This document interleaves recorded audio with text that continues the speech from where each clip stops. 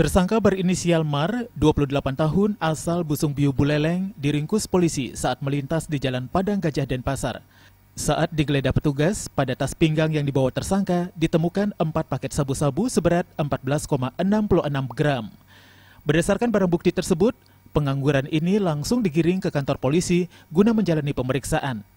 Sementara itu polisi juga meringkus tersangka lainnya berinisial Yat, 36 tahun, tinggal di Jalan Gunung Makmur, Denpasar.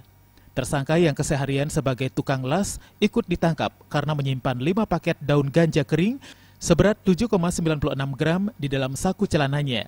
Selanjutnya, berdasarkan barang bukti tersebut, tersangka Yat dijebloskan ke sel tahanan.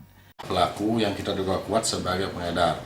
Jadi indikasinya bahwa mereka ini adalah seorang residivis yang baru bebas, ya, mereka dihukum 4 tahun. Jadi modusnya dia mengambil tempelan, kemudian untuk diedarkan di wilayah Denpasar ini. Kini polisi masih mengembangkan jaringan para tersangka di mana mendapatkan barang terlarang tersebut. Rais Wantara, Bali TV.